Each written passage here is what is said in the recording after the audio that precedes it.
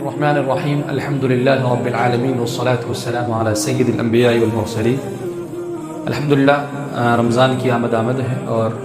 یہ ہمارے لیے بڑی ہی خیر کی بات ہے کہ ہم دوبارہ سے اس رمضان کے قریب تک پہنچے ہیں۔ رمضان جس کے بارے میں اللہ تبارک و تعالیٰ نے قرآن کریم میں ارشاد فرمایا ہے شہر رمضان الذی انزل فیہ القرآن، اسی طریقے سے اللہ تبارک و تعالیٰ قرآن میں ارشاد فرماتے ہیں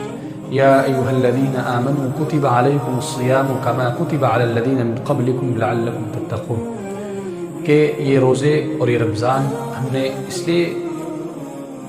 بنائے ہیں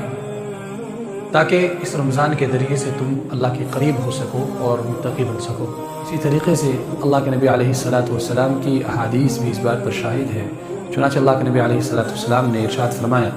من صام رمضان ایمانا و احتسابا ومن قام رمضان ایمانا و احتسابا غفر له ما تقدم من ذنبه، کہ جس نے ایمان اور احتساب کے ساتھ رات کو قیام اللیل کیا اور دن میں روزے رکھے، اللہ تبارک و تعالیٰ اس کے اگلے اور پچھلے تمام گناہوں کو معاف فرما دیتے ہیں۔ رمضان یقیناً تمام مسلمانوں کے لیے نہیں بلکہ پوری انسانیت کے لیے ایک عظیم پیغام لے کر آتا ہے۔ رمضان صرف روزے رکھنے کا نام نہیں، تراویح پڑھنے کا نام نہیں، بلکہ سچ بولنا بھی روزہ ہے۔ اسی طریقے سے خیر و بھلائی کے کام کرنے بھی روزہ ہے، صدقہ اور زکوٰۃ کا نکالنا بھی روزہ ہے، کسی دوسرے کے بارے میں صحیح خیالات کرنا بھی روزہ ہے۔ اسی طریقے سے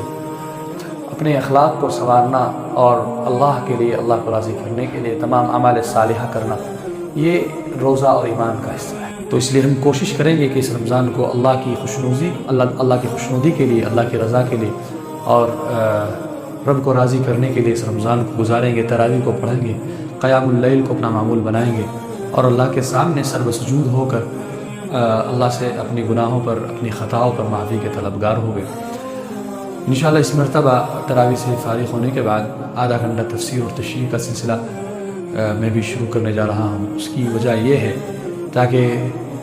قرآن کریم کے ساتھ ہمارا وقت زیادہ سے زیادہ گزر سکے اور اس رمضان کے مقدس مہینے کے بدولت قرآن کریم کو سمجھنے کا ہمارے اندر شعور پیدا ہو سکے۔